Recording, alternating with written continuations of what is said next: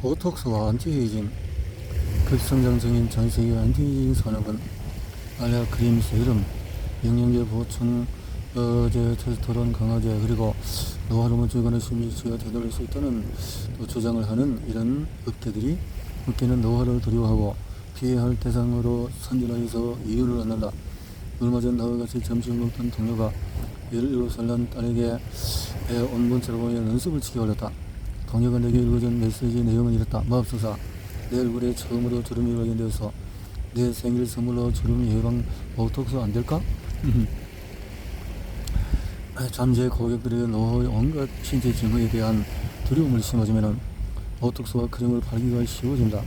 최근에 정기검진차 의사를 만나려고 병원 대기실을 기다리고 있었더니 또 비가 오네요. 자, 잠재 고객들의 노화의 증후에 대해서 두려움을 심어주면 보톡스와 크림을 바르기가 쉬워진다. 그래서 자두처럼 보이고 싶지 않잖아요. 덧붙였다.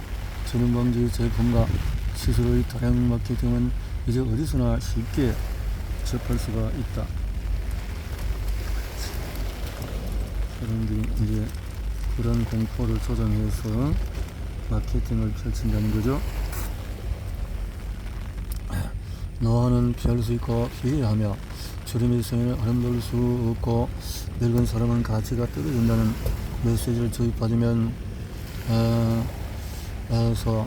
17세 소녀들은 자연스럽고 보편적인 현상인 주름을 두려워하게 된다. 그러다 보니 지난 20년 동안의 젊은 성인들 사이에서 보톡스 조사가 3배 이상 증가한 것은 놀랄 일이 아니다. 덕분에 주름살을 겨냥한 안티에이징 업계는 2천억 달러에 가까운 수익을 창출했다. 20에서 30대 미국 여성들 사이에는 미래의 주름을 예방하기 위한 보톡스 조사가 일상화되었다. 최근에 뉴욕타임스의 한 기사는 젊은 성인들을 겨냥한 베이비 보톡스 조사가 오명을 받고 있다고 설명하지만 이런 반응이 노인의 노화에 낙인을 찍는 경향에서 비롯된다는 사실은 간과한다. 노화에 대한 두려움을 이용해서 주름과 노화 방지 업계에서 막대한 돈을 챙기는 현상이 주로 여성에게 해당하는 문제라는 인식을 주기 싫어서인지 탈모를 헐뜯는 광고로 증가하고 있다. 남성들 노화 이식 수술 비율은 지난 5년 사이에 60%를 늘었다. 이제 우리 사회는 사실상 거의 모든 노화 징후를 꺼린다. 에이징, 안티에이징 광고에서는 자사 제품이 올해의 안티에이징 부분에 소비자 대상을 수상했다며 그 제품이 머리카락 노화의 5가지 징후를 없애는데 어떤 도움을 주는지 설명을 하고 있다.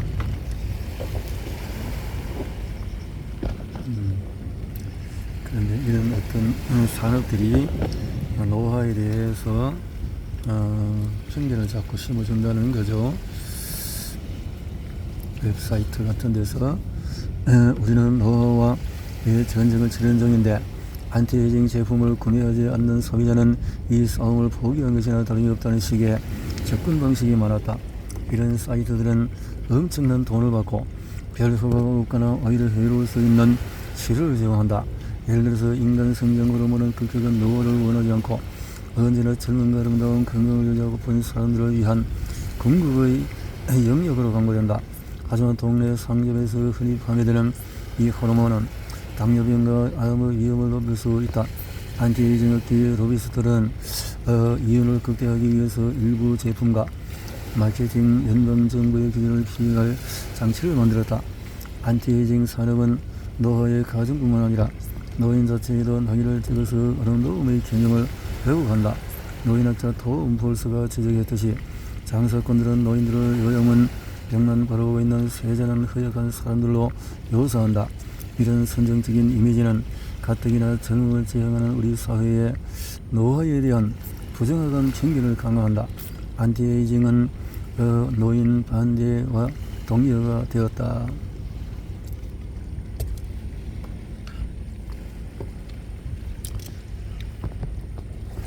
주름살이 생기고 구부정하고 이런 치매성이 있는 것은 혐오 대상이 되고 있다는 거죠.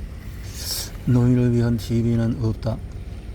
매사추세츠에서 대학원을 다니던 시절에 나는 다수의 인종차별 반대 활동단체인 그레이 펜서스의 지구에 가입해서 언론감시팀에서 활동했다.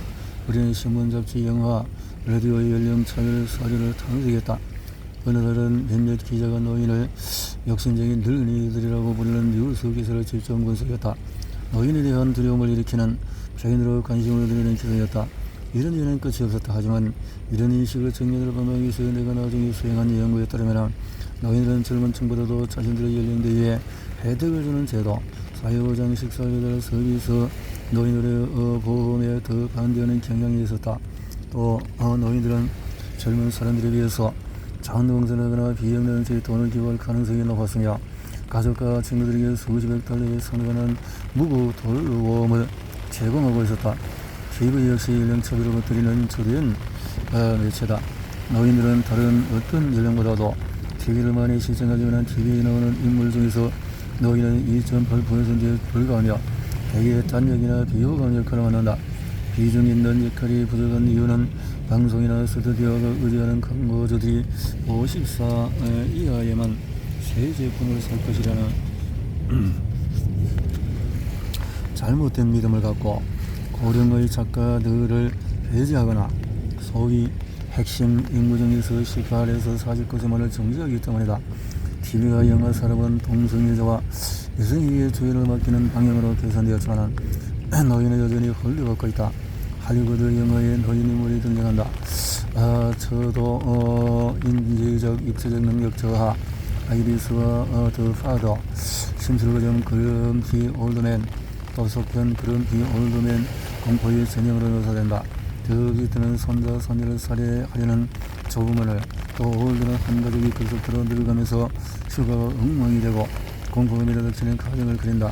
미국 TV 프로그램 그리스 앤 프랭키, 영국의 TV 오레가는 라스트 탱고 인 할리 백스처럼 노화를 복잡 미묘하고 열정 가득한 시기를 표현하는 몇몇 예가 있긴 하지만 나이든 등장인물은 대체로 소외된다. 2016년에 흥행 수익 100위까지 영화 속의 등장인물 가운데 대사가 있는 60세 이상은 고작 11%였고 노인이 등장하는 영화의 44%는 연령차별적인 대사를 포함한다. 아직까지도 할리우드의 연령차별이 얼마나 심한지는 널리 알려지지 않았다. 아카데미의 수상자를 투표로 선정하는 단체인 영화예술과학 아카데미의 지도부는 최근에 영화에 잘 등장하지 않는 인종 집단이나 소외된 배경 장애인의 배우들을 포함해야 오스카 수상 자격을 주기로 결정했다. 그런 조치를 원리하며 아카데미 회장은 영화에 세계 인구의 다양성을 반영할 때가 되었다고 설명한다. 아카데미상을 2차례 수상한 배우 지나 데이비스는 20년 전에 스크린에서 성혁명을 구체하기 위해서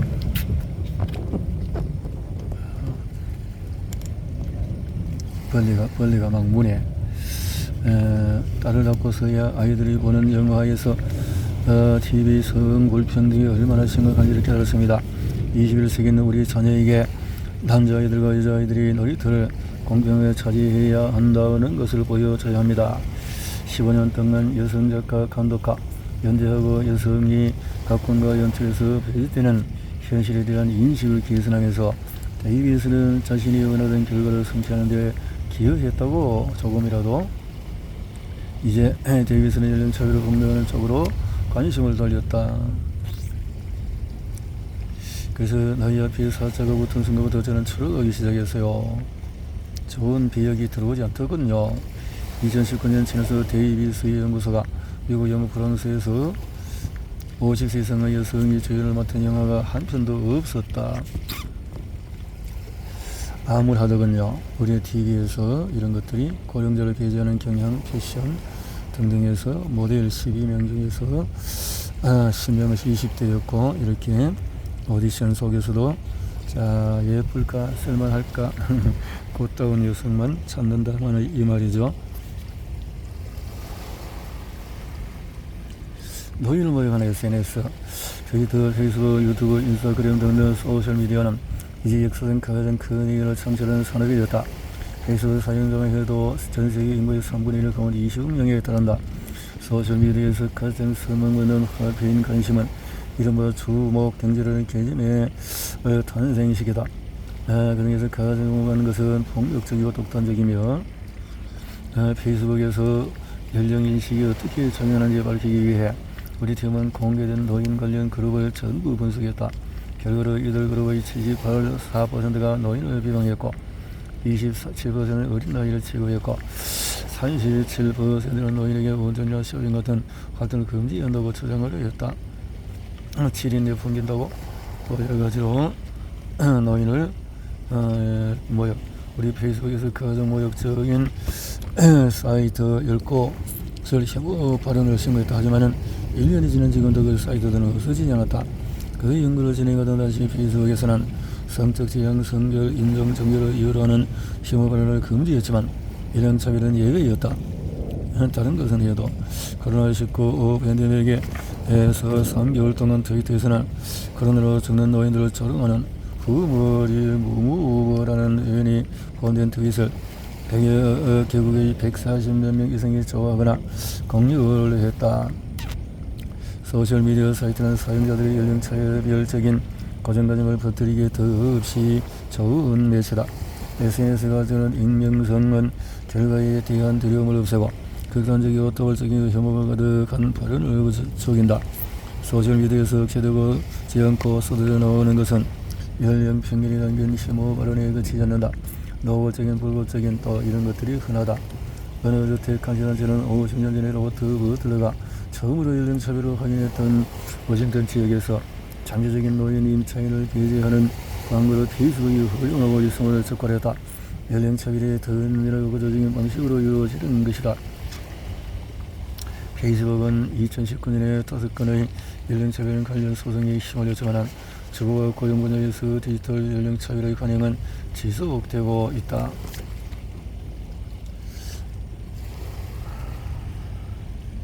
공간 분리가 유발하는 것. 지난 100년에 걸쳐서 미국 노인 인구 비율은 꾸준히 증가했지만 세대 간의 접촉은 꾸준히 감소했다. 세계에서 여러 세대를 가장 잘 통합하는 국가였던 미국은 이 기간 동안에 연령 분리가 가장 심한 나라가 되었다. 각 가구의 연령 구성은 단순해지고 있다. 1950년에 미국 노인의 70%가 성인 자녀와 동거하고 11%는 배우자와 함께 살거나 혼자 살았다. 1990년에는 노인의 16%만이 성인 자녀와 함께 살고 70%는 배우자와 함께 살거나 혼자 살았다. 사실 인종분리가 심각하던 지역은 이제 인종분리만큼이나 연령분리도 심각해졌다. 미국에만 국한되는 문제가 아니라 1991년에 영국의 어린이가 65세 이상의 사람 가까이 살 확률은 15%였지만 현재는 5%로 떨어졌다. 연령분리의 원인 가운데 하나는 젊은 사람들을 나이 든 사람들로부터 떨어뜨리는 것이 유익하거나 자연스럽다는 그릇된 사회의 인식이다. 내가 일하는 뉴헤이븐에서는 도시개혁자들이 주민들을 격리시키려는 듯이 고속도로나 수로로 몰리는 구역에 노인주택을 건설했다. 이러한 대물리적인 격리는 젊은이와 노인들이 등이 일상적으로 교류할 가능성을 사실상 없앤다. 이렇게 세대 간의 접촉이 부족해지면 지역사회의 젊은 구성원과 나이든 구성원 모두 이겨낼 수 없는 손해를 보게 된다. 젊은이와 노인 사이의 건강과 사회적 유대가 약화되고 젊은이가 노인에 갖는 부정적인 고정관념을 줄일 기회가 사라진다. 직장에서의 연령차별 이런 상황을 생각해보자. 대기업의 마케팅 책임자인 당신은 오래동안 창의적인 전략 사업을 이끌며 좋은 평을 받았다. 그러나 어느 날 회사에 다른 동료들은 지지하지만 상사는 동의하지 않는 결정을 내린다. 61세의 그레이 홀에서는 그런 일을 겪었다. 이런 연령차별은 경험적으로 엄청나게 충격을 받았다. 근로자의 3분의 2가 직장 내 연령차별을 목격하거나 경험한 적이 있다. 미국 직장에서 나이 때문에 누군가를 차별하는 행위가 불법이다. 67년에 통과된 고용자 금지법에서 그렇게 하고 있다. 모든 상황에 따라서 이르는 나이가 들면서 쌓은 또 이 직무 경험이 노년기 취업에 성공하는데 보탬이 된다는 점이다. 토양건강 전문 식물학자 댄 베거는 70세기 위스콘신 대학 교수직에서 은퇴할 수밖에 없었지만 그의 레들리 연구소에 채용을 되었다. 73세 나이에 그는 세계에서 가장 널리 처방되는 항생제가 된 테드라 사이클린이라는 화학물을 분리했다.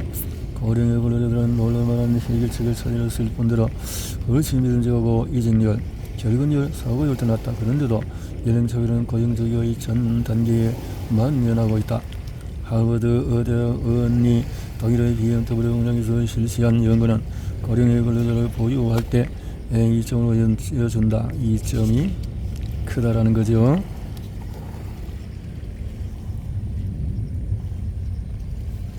이렇게 많은 도움이 되는데, 이점이 되는데도 불구하고 많은 사람들의 연령에 대한 생각들이 부족하다는 거네요.